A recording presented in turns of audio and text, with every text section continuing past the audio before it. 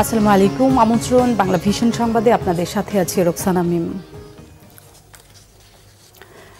জামায়াত শিবিরের রাজনীতি নিষিদ্ধের সিদ্ধান্ত হয়েছে 14 দলের বৈঠকে। এতে কোটা সংস্কার আন্দোলনকে ঘিরে সাম্প্রতিক ঘটনাগুলোকে জঙ্গিবাদী কাজ বলে উল্লেখ করেন প্রধানমন্ত্রী শেখ হাসিনা। গণভবনে প্রধানমন্ত্রীর সঙ্গে 14 দলের কেন্দ্রীয় নেতাদের জরুরি বৈঠকের পর বিস্তারিত জানান আওয়ামী লীগের সাধারণ সম্পাদক ওবায়দুল কাদের।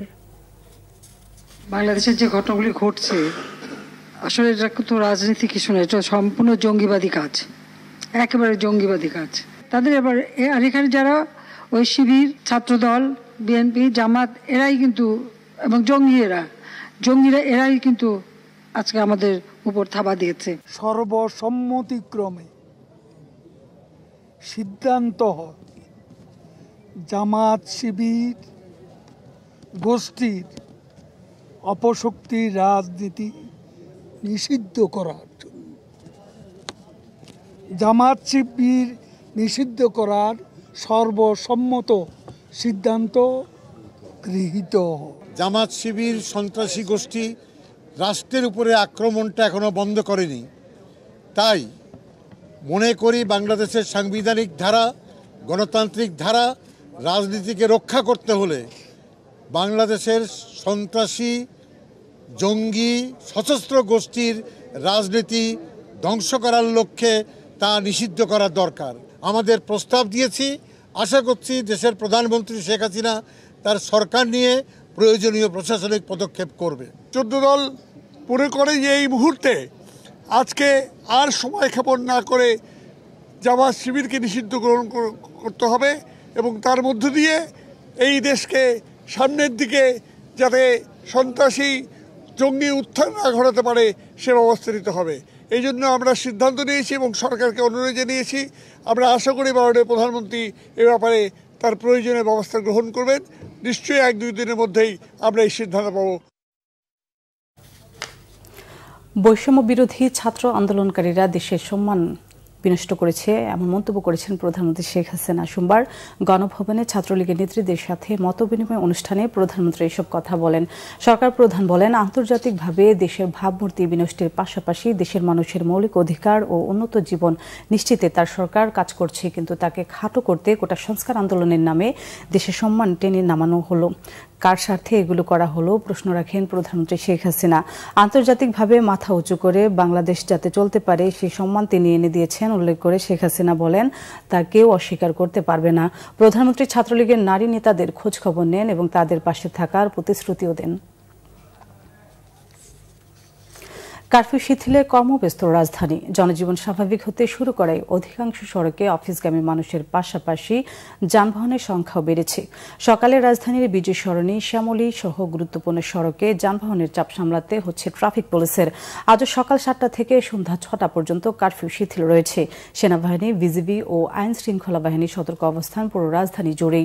বেশিরভাগ গুরুত্বপূর্ণ স্থাপনায় নিরাপত্তা নিশ্চিতেরও কাজ করছে সেনাবাহিনী। এদিকে সোমবারের মন্ত্রিসভার সিদ্ধান্ত অনুযায়ী কোটা সংস্কার আন্দোলনে নিহতদের স্মরণে সারা দেশে শোক পালন হচ্ছে। সে অনুযায়ী কালো ব্যাজ ধারণ ও মসজিদগুলোতে দোয়া করা হবে। মন্দির, গির্জা, প্যাগোডাতে থাকবে বিশেষ প্রার্থনা। কোটা আন্দোলনের 6 সমন্বয়কারীকে ডিবির হেফাজত থেকে মুক্তি এবং আন্দোলনকারীদের উপর গুলি না চালানোর নির্দেশনা চেয়ে করা রিটের শুনানি হবে আজ। এদিকে খাবার টেবিলে বসিয়ে ছবি প্রকাশ করা জাতির সাথে মশকরা বলে মন্তব্য করছেন হাইকোর্ট। শুক্রবার ডিবি হেফাজতে নেওয়া বৈষম্য বিরোধী ছাত্র আন্দোলনের 6 সমন্বয়কে পরিবারের কাছে ফিরিয়ে দিতে সোমবার হাইকোর্টে রিট করেন মনজুর মতিন সহ 2 আইনজীবী। রিটে আন্দোলনকারীদের উপর গুলি না চালানো এবং ডিবির হেফাজতে নেওয়া সমন্বয়কারীদের পরিবার কাছে ফিরিয়ে দেওয়ার নির্দেশনা চাওয়া হয়। বিচারপতি মুস্তাফা জামান ইসলাম ও বিচারপতি SM মাসুদ হোসাইন দোলনের হাইকোর্ট বেঞ্চের রিটের শুনানিতে যে কাউকে ধরে খাবার টেবিলে বসানো এবং তা প্রকাশ করা নিয়ে মন্তব্য করেন আদালত। তবে রাষ্ট্রপক্ষ বলছে আইন শৃঙ্খলা বাহিনী পরিস্থিতি নিয়ন্ত্রণে রাখতেই পদক্ষেপ নিয়েছে। বিএনপির মহাসচিব মির্জা ফখরুল ইসলাম আলমগীর বলেছেন, চলমান আন্দোলনে সরকারের অত্যাচার নির্যাতন চালানোর ঘটনাকে বর্বরোচিত ও কাপুরুষোচিত। গণমাধ্যমে পাঠানো এক বিবৃতিতে অবিলম্বে দমন নিপীড়ন বন্ধের দাবি জানান তিনি। বিএনপি মহাসচিব অভিযোগ করেন, ইন্টারনেট সংযোগ বিচ্ছিন্ন করে ভয় ভীতি দেখিয়ে নির্যাতনের চিত্র প্রকাশ হতে দিচ্ছে না সরকার। কারফিউ চলা অবস্থায় ব্লক রেড দিয়ে গ্রেফতারের নিন্দা জানান তিনি। আন্দোলনকারীদের বাসায় অভিযানের নামে লুটপাটের অভিযোগ করেন মির্জা ফখরুল ইসলাম আলমগীর। সব দায় নিয়ে সরকারকে পদত্যাগের আহ্বানও জানান তিনি। বলেন, চলমান আন্দোলনে সরকার প্রকাশিত নিহতদের নাম ও সংখ্যা গ্রহণযোগ্য নয়। অবিলম্বে নিহতদের তালিকা প্রকাশের দাবি জানান বিএনপি মহাসচিব। সেই সাথে মামলা প্রত্যাহার, রিমান্ডে নির্যাতন বন্ধ ও অবিলম্বে সবার মুক্তির জোর দাবি জানান মির্জা ফখরুল ইসলাম আলমগীর।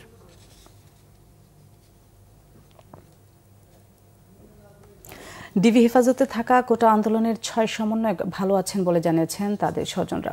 দ্রুতই তাদের পরিবারের কাছে দিয়ে দেওয়া হবে বলে জানিয়েছেন অতিরিক্ত পুলিশ কমিশনার হারুনুর রশিদ। সোমবার ডিবি হেফাজতে থাকা কোটা আন্দোলনের 6 সমন্বয়কের সাথে দেখা করেছেন তাদের পরিবারের সদস্যরা। পরে তারা সাংবাদিকদের জানান, সমন্বয়করা ভালো আছেন, ডিবি তাদের সঙ্গে ভালো ব্যবহার করছে, কোনো খারাপ আচরণ করেনি বলেও জানিয়েছেন স্বজনরা। এদিকে হারুনুর রশিদ দাবি করেন, নিরাপত্তার জন্য নিয়ে আসা কোটা আন্দোলনের সমন্বয়কদের পরিবার তাদের সঙ্গে দেখা করে সন্তুষ্টির কথা জানিয়েছেন। কোনো গুজবে কান না দিয়ে সকলের প্রতি অনুরোধ জানান তিনি। কোটা সংস্কার আন্দোলনের 6 সমন্বয়ককে দেখতে ডিবি কার্যালয়ে গিয়ে ব্যর্থ হয়ে ফিরে আসেন সাবেক স্বরাষ্ট্রমন্ত্রী সোহেল তাজ। পরে তিনি সাংবাদিকদের জানান, তিনি হেফাজতে থাকা সমন্বয়কদের আটক করা হয়েছে কিনা তা জানতে এসেছিলেন। বলেন, বিবেকের তাড়নায় তিনি ছাত্র নেতাদের খোঁজ নিতে ডিবিতে যান। নানার কারণেই আজকে আমি ব্যক্তিগতভাবে ডিবি অফিসে এসেছি। কেন এসেছি? আমি ডিবি প্রধানের কাছে 3টা প্রশ্ন নিয়ে এসেছিলাম। আমার প্রথম প্রশ্ন ছিল যে এই 6 জন সমন্বয়কারীকে গ্রেফতার করা হয়েছে নাকি সেফ কাস্টাডিতে নেওয়া হয়েছে। দ্বিতীয় প্রশ্ন, যদি অ্যারেস্ট হয়ে থাকে তাহলে আমার কোনো প্রশ্ন নাই, আমার কোনো দাবি নাই, কিন্তু যদি সেফ কাস্টাডি হয়ে থাকে তাহলে আমি তাদের সাথে দেখা করতে চাই। ডিবি প্রধান আমাকে পরবর্তীতে ঊর্ধ্বতন কর্মকর্তার কথা বলে উনি আমাকে জানিয়েছেন যে এই 6 সমন্বয়কারী যেহেতু তাদের নিরাপত্তা নিয়ে উদ্বিগ্ন ছিল, সেই কারণে তাদেরকে সেফ কাস্টাডিতে নেওয়া হয়েছে। সরকার শিক্ষার্থীদের উপর গুলি চালিয়ে ভুল পথে হাঁটছে, এমন অভিযোগ বিশ্ববিদ্যালয়ে শিক্ষক নেটওয়ার্কের। রাতের রেড ব্লকেটের নামে শিক্ষার্থীদের তুলে নেওয়া বন্ধ করে অবিলম্বে তাদের যৌক্তিক দাবি মেনে নেওয়ার আহ্বান জানান তারা। ঢাকা বিশ্ববিদ্যালয়ের অপরাজেয় বাংলায় নিপীড়ন বিরোধী শিক্ষক সমাবেশ এসব দাবি জানান শিক্ষকরা। শিক্ষার্থীদের গুলি করে হত্যা ও নির্যাতনের প্রতিবাদ করায় 2 জন শিক্ষকের বিরুদ্ধে শাহবাগ থানায় জিডি করার প্রতিবাদে নিপীড়ন বিরোধী শিক্ষকরা এ সমাবেশ করেন। অবিলম্বে দেশজুড়ে শিক্ষার্থীদের উপর গুলি ও নির্যাতন বন্ধের দাবি জানান বিশ্ববিদ্যালয়ের শিক্ষকরা। এ সময় দেশে চলমান পরিস্থিতি নিয়ে প্রশাসন ও কিছু গণমাধ্যমের ভূমিকা নিয়েও প্রশ্ন তুলেন শিক্ষকদের অনেকে। এই ছিল এখনকার মতো। পরের সংবাদ বেলা 12টায় দেখার আমন্ত্রণ রইল। এছাড়া বাংলা ভিশন সংবাদ ও সংবাদ সংশ্লিষ্ট অনুষ্ঠান দেখতে ভিজিট করুন www.bvnews24.com ও facebook.com/banglavisionnews এবং সাবস্ক্রাইব করুন youtube.com/banglavisionnews। এতক্ষণ সাথে থাকার জন্য ধন্যবাদ।